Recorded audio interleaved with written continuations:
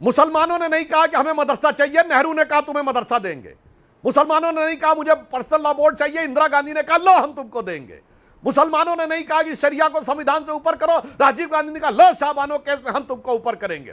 मुसलमानों ने मांगा या नहीं मांगा, नरसिम्हा राव ने कहा लो तुमको वक्फ बोर्ड देंगे।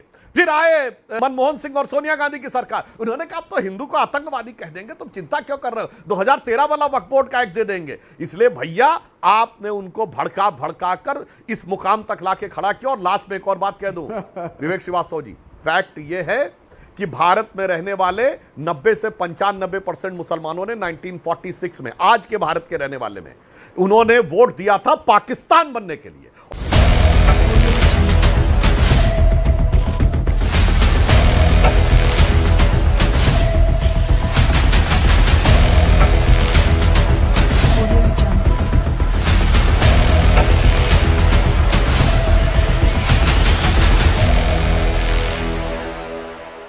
राम राम सभी को, स्वागत है आपका एक और न्यू डिबेट में। आप देख रहे हैं वाद विवाद लाइव।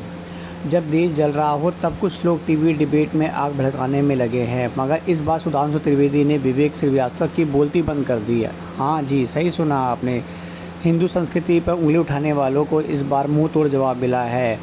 वाद विवाद लाइव में ये पूछेंगे, वोट चाहिए या विभाजन, बोलने की आज़ादी या जहर उगलने की आज़ादी, क्या सच्चाई बोलने वाला आज भी गद्दार कहलाता है? क्या सुधांशु त्रिवेदी ने सच बोल दिया तो कुछ लोगों को मिर्ची लग गई?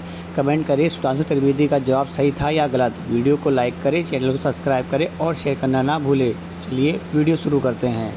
कह रहे हिंदू धर्म में ही कुरीति है, हिंदू धर्म में ही जातिवाद है, मुसलमानों में ऐसी कोई कुरीति नहीं है, उसमें सब पाक साफ है। हिंदू धर्म में तकलीफ है विवेक श्रीवास्तव जी। हाँ, मैं बताना चाहता हूँ, विवेक श्रीवास्तव जी पहली बात कह रहे हैं इसको बोलने का। अरे भाई, किरण रिजिजू भारत के अल्पसंख्यक मंत्री हैं, वो खुद भी अल्पसंख्यक और कांग्रेस ने कभी किसी गैर मुस्लिम को अल्पसंख्यक मंत्री नहीं बनाया। हमने, वो बौद्ध हैं, उन्हें बनाया, मगर ये कह रहे हैं उनको बोलने का हक नहीं। और ये विवेक श्रीवास्तव लेफ्ट के नेता के रूप में बैठे हैं जो कहता धर्म एक अफीम है, उसे बोलने का हक है। गजब है साहब, जो कहता धर्म एक अफीम है उसे बोलने का हक है।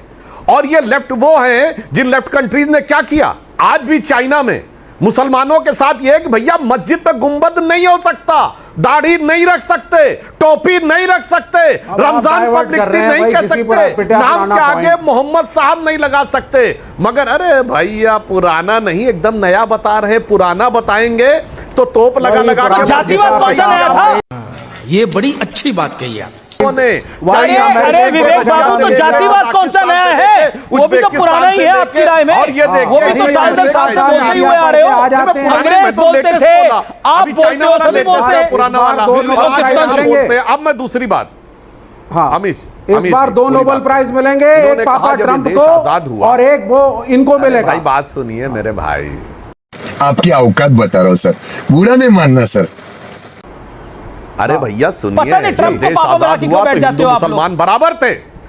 उसके बाद सुनिए, हिंदू मुसलमान बराबर थे, और मुसलमानों में एक बहुत बड़ा तबका था जो ये मानता था कि हमें राष्ट्र की मुख्य धारा में जाना चाहिए। और ये मैं फैक्ट से बोल रहा हूं, कोई दर्शक जाके चेक कर ले। इन्होंने बाबरी मस्जिद का नाम लिया, सुन्नी सेंट्रल वक्फ बोर्ड 1961 दिसंबर में जाके मुद्दई बना है।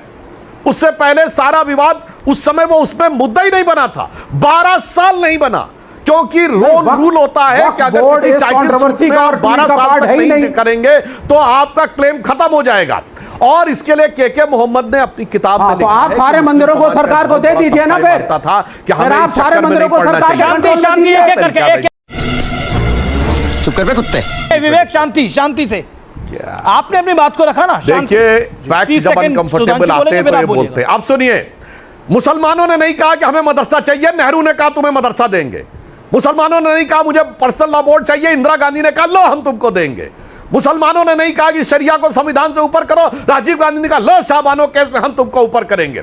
मुसलमानों ने मांगा या नहीं मांगा, नरसिम्हा राव ने कहा लो तुमको वक्फ बोर्ड देंगे। फिर आए मनमोहन सिंह और सोनिया गांधी की सरकार, उन्होंने कहा तो हिंदू को आतंकवादी कह देंगे, तुम चिंता क्यों कर रहे हो, 2013 वाला वक्फ बोर्ड का एक्ट दे देंगे। इसलिए भैया आपने उनको भड़का भड़का कर इस मुकाम तक लाके खड़ा किया। क्या बात है सर, क्या बात है सर, क्या बात, ये बात है। अरे सर क्या लास्ट में एक और बात कह दूं विवेक श्रीवास्तव जी, फैक्ट ये है कि भारत में रहने वाले 90 से 95% मुसलमानों ने 1946 में, आज के भारत के रहने वाले में, उन्होंने वोट दिया था पाकिस्तान बनने के लिए। और कोट कर रहा हूं 3 जनवरी 1948 सरदार पटेल ने कोलकाता में बोला है, ये रिकॉर्ड के ऊपर है, उन्होंने कहा भारत में रहने वाले, और ये बयान वीडियो भी अवेलेबल है। गए क्यों नहीं भाई, गए क्यों नहीं? हाथ हिला के नहीं चल रहे, क्या बोला? अरे भाई सुनिए तो, हाँ वो इसलिए क्या कर रहे हैं सारे? नेहरू रखना चाहते थे मुसलमान इस पैनल पे, वो हिंदुओं की बात थी, इसलिए भारत की बात कर रहे हैं। देखिए फिर भी ये भारत की बात कर रहे हैं आज। अरे मैं भारत की बात कर रहा हूं मेरे भाई, भारत की बात कर रहा हूं।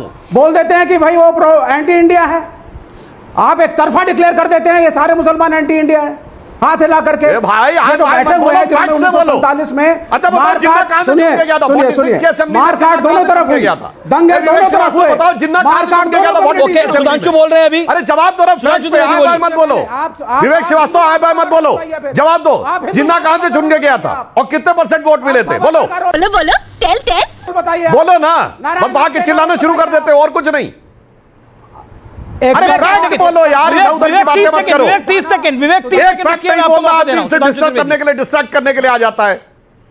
हाँ मैं बोल रहा हूं, मैं विवेक श्रीवास्तव को चैलेंज करके कह रहा हूं, सुनिए, दक्षिण भारत से एक भी मुसलमान पाकिस्तान नहीं गया। मद्रास प्रेसिडेंसी की 30 आउट ऑफ 30 सीट जीती मुस्लिम लीग ने। मोहम्मद अली जिन्ना चुन के गया 1946 की असेंबली में, न ढाका से, न चिटगांव से, न लाहौर, कराची, रावलपिंडी, पेशावर, कहीं से नहीं, मुंबई की बाइकुला सीट से गया, 95% वोट के साथ गया। आज का जो यूपी है, यूनाइटेड प्रोविंस में 73 में 64 सीटें जीती, असम में 28 में 28 सीटें जीती। यार बेकार की बातें मत क्या करो, फैक्ट पे बात क्या करो। 3 जनवरी 1948 को सरदार पटेल ने कहा भारत में रहने वाले ज्यादातर मुसलमानों ने पाकिस्तान के लिए वोट किया है। मैं नहीं मानता कि एक दिन में तुम्हारा दिल बदल गया, मगर कोई बात नहीं, अब जो होना था वो हो गया। अब अलग अपने लिए आइडेंटिटी मत मांगो, अब ये कहो कि देश के लिए साथ मिलकर कैसे चलना चाहते हैं। सरदार पटेल की बात मांगी होती तो मुस्लिम भारत की मुख्य धारा में मिलने को तैयार था। उस जमाने में बड़े बड़े हिंदी फिल्मों के कलाकार हिंदू नाम से आने में, उनको मुस्लिम लोगों को हिंदू नाम से आने में कोई प्रॉब्लम नहीं थी। दिलीप कुमार, मधुबाला, मीना कुमारी, अजीत इसके प्रमाण हैं। मगर इन्होंने अपनी राजनीति के चलते हुए लेफ्टिस्टों ने, सेकुलरिस्टों ने, कांग्रेसों ने, okay, you made your point, okay okay okay, Aseem बकर करके लड़ाई करवा के अतिकुर रहमान, बात तो सही है। अतिकुर रहमान, नहीं, विवेक ठीक है, Vivek you have a fair chance, make your point. Vivek ji 30 second दीजिए ना। जी जी 30 सेकंड, अब आप सुनते रहिए। यहां पे बीजेपी के प्रवक्ता का एक ही एजेंडा है, नफरती एजेंडा। किसी भी तरीके से प्रूव करो कि ये मुसलमान फैक्ट क्यों बताइए, फैक्ट पे बात करो, फैक्ट पे बात करो। ये फैक्ट पे रहिए ना, आप फैक्ट पे रहिए। क्या सरदार पटेल ने, नहीं क्या आप काउंटर करिए ना, क्या सरदार पटेल ने 1948 में ये भाषण कलकत्ता में दिया था कि नहीं दिया था? आया ना? क्या दिलीप कुमार का असली नाम यूसुफ खान था कि नहीं था? ये जवाब दीजिए ना। 5 सेकंड। मधुबाला का असली नाम क्या था? मीना कुमारी का असली नाम क्या था? हाँ मैं नहीं बताऊंगा। आप अगर इतना खराब ये मुल्क था, मैं जमीन अरे बाबा बोलने तो दीजिए, आप बोलिए, डरते क्यों? आप बोलिए, फैक्ट पे बोलिए, 5 सेकंड नहीं पढ़ते आप लोग। आप 30 सेकंड दीजिए ना मुझको सर, 40 सेकंड दीजिए ना सर, लीजिए। 2.5 मिनट दिया है आपने, भड़क रहे हैं आप, लीजिए। यहाँ पे नफरती एजेंडा, हाँ लेट मी स्पीक नाउ। यहाँ पे नफरती एजेंडा चलाया जा रहा है। कहा जा रहा है कि ये मुसलमान ये भारत में रहना नहीं चाहते थे, इन्होंने वोटिंग, ये पागल है क्या? जब 1947 में मारकाट दोनों तरफ हुई, दोनों कम्युनिटीज के लोग मारे गए, दोनों तरफ दंगे हुए, दोनों तरफ गलत काम हुए, उसके बाद भी ये मुसलमान हिंदुस्तान में रहे। उसके बाद इस डिस्कशन का और क्वेश्चन मार्क का क्या मतलब रह जाता है? खड़ा करके तुम बोलोगे तुमने वोटिंग वहां पे करी थी और तुम भारत के नहीं हो। इस नफरती एजेंडा को फैक्ट थोड़ी बदल जाएगा। ये मुसलमान जो हिंदुस्तान में है, विवेक आप उत्तेजित हो रहे हैं। ये फैक्ट कैसे, हम मालूम है तेरे बाप को मत सिखा, चल बदल जाएगा? बिल्कुल उत्तेजित होने वाली बात है। रोज आप कटघरे में खड़ा करेंगे मुसलमान, कोई कटघरे में नहीं, ये फैक्ट है। ये फैक्ट है कि बॉम्बे प्रेसिडेंसी से जीत के आया था जिन्ना, मद्रास प्रेसिडेंसी की 30 सीटें जीती थी। ये फैक्ट है ना, ये फैक्ट है, तो फैक्ट को कैसे बदलेंगे? सरदार पटेल ने जब 1948 में कलकत्ता में बोला तो उसको कैसे बदल देंगे? आपके मन से बदल देंगे, आपके मन से बदल देंगे। आप 2002 के गोधरा के दंगे तो नहीं, गुजरात के दंगे तो नहीं भूलते आप? फैक्ट है, बोलते हो ना, हर मंच पे आके बोलते हो, नहीं बोलते क्या? ओके ओके, क्या बात है? अतिकुर रहमान। अमीश जी, क्योंकि सरदार वल्लभ भाई पटेल का नाम लिया गया है और सुधांशु जी को इसके ऊपर एक्सपोज आराम से किया जा सकता है।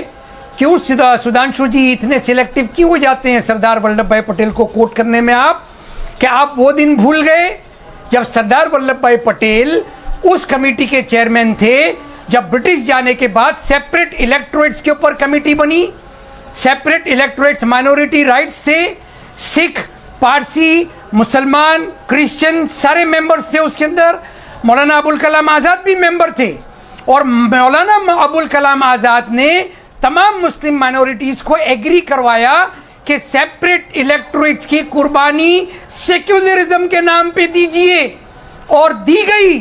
और सरदार वल्लभ भाई पटेल ने आपको याद दिलाया हमेशा हमेशा के लिए कि ये मुसलमानों की कुर्बानी मेजॉरिटी कम्युनिटी कभी भूल ना पाए।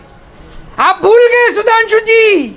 अगर सेपरेट इलेक्टोरेट्स जारी रहते तो हिंदुस्तान का नक्शा क्या होता? पार्लियामेंट में मुसलमानों की सीट्स कितनी होती? ये कुर्बानी को आप भूल गए और आपको शर्म आनी चाहिए। अभी अभी आपने 3 बातें याद दिलाई, वक्फ बोर्ड की याद दिलाई, 4 शादियों की याद दिलाई और प्लेसेस ऑफ वर्शिप की याद दिलाई। आप बताइए अमीश जी, ये तमाम चीजें जो आपने अपने ओपनिंग कमेंट्स में भी याद दिलाई, क्या इससे मुसलमानों को रत्ती भर फायदा हुआ? और अगर हुआ होता तो आज मुसलमानों का सोशल तो वक्फ बोर्ड पे तूफान क्यों? मुस्लिम पर्सनल बोर्ड पे, मुस्लिम पर्सनल लॉ पे तूफान क्यों?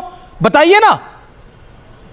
मेरा छोटा सा सवाल है अमीश जी, कि तो अगर कहा जाता है कि भारत के अंदर मुसलमान असुरक्षित है, उन आप किसी मंच पे कहा मेरी बात पूरी होने दीजिए ना अमीश जी। मैं तो आप कवरिंग फायर क्यों दे रहे हैं? बोलने दे, तकलीफ हुआ है बेचारे को। बोल बोल। आप सुधांशु जी को आप कह रहे हैं कि सिलेक्टिव बताया जा रहा है। अरे अरे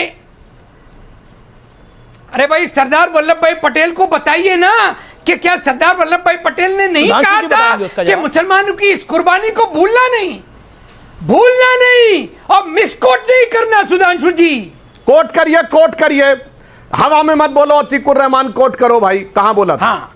अब मैं कोट करके बोल रहा हूं। 28 अगस्त 1947 कॉन्स्टिट्यूएंट असेंबली की डिबेट में मुस्लिम लीग के सदस्य ने सेपरेट इलेक्टोरेट की बात रखी, और कोई जाके चेक कर ले कॉन्स्टिट्यूएंट असेंबली की डिबेट जो पार्लियामेंट की वेबसाइट पे अवेलेबल है, संभवतः पेज नंबर 270 के आसपास अवेलेबल है। अतीकुर रहमान जी कान खोल के सुनिए और अपने फोन पे खोल के देखिए। और उस समय जब यह बात रखी गई तो सरदार पटेल ने सबसे उग्र रूप से, लगभग नाराज नहीं, बड़े आक्रोश में खड़े होकर कहा कि अब जो होना था वो हो गया। ये सेपरेट इलेक्टोरेट की बात करना, सेपरेट आइडेंटिटी की बात करना, ये छोड़ दीजिए और ये कहिए कि कैसे देश के साथ आगे आ सकते हैं। ये झूठ बोलता चला जाता कोई भी व्यक्ति। 28 अगस्त 1947 कॉन्स्टिट्यूएंट असेंबली मौका दे रहा हूं 15 सेकंड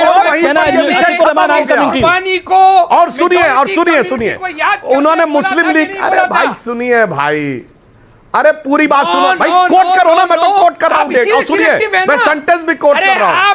आप बीजेपी के भाई सेलेक्टिव क्या है? मैं तो एक के बाद एक कोट कर रहा हूं, अभी और कोट कर सकता हूं। बात करके दिखाइए। आप कुछ नहीं कोट कर पा रहे, बड़े इलेक्टिव बने हुए हैं। दिखाइए, हिम्मत है तो। आप आरएसएस के तोते की तरह बात कर रहे हैं, इंटेलेक्चुअल की तरह कोट कर रहा हूं। आरएसएस के तोते की तरह बात कर रहे हैं, तो आप कोट करिए, इंटेलेक्चुअल की तरह बात करिए। आप तो मौलाना की तरह बोल रहे हैं। सुनिए, कहां किया था, यही तो मैं पूछ रहा हूं, बताओ ना मेरे भाई। अब मैं सुनिए, मेजॉरिटी कम्युनिटी को याद दिलाया था कि भूलना नहीं मुसलमानों की इस कुर्बानी को। रिपीट करिए इस चीज को। आप हिम्मत नहीं है ना, हिम्मत नहीं है। ओके, एजेंडा का जवाब दिया गया। मैं आज के विषय पर आता हूं, आज के संदर्भ में आऊंगा।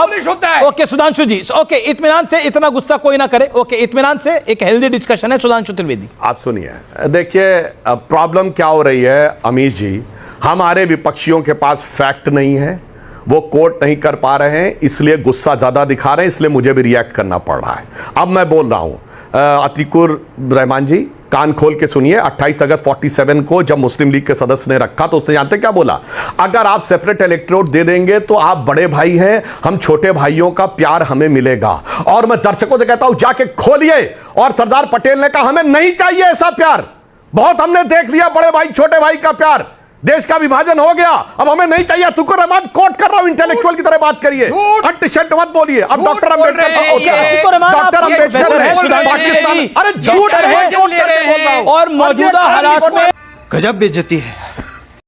अगर आपको वीडियो पसंद आई हो तो प्लीज़ लाइक ज़रूर करें और वाद विवाद लाइव के चैनल को सब्सक्राइब करना ना भूलें, क्योंकि ऐसी ही मज़ेदार वीडियो आगे भी आपके लिए आती रहेंगी। कमेंट करके ज़रूर बताएं आपको वीडियो का कौन सा पार्ट सबसे अच्छा लगा। तब तक के लिए जय श्री राम।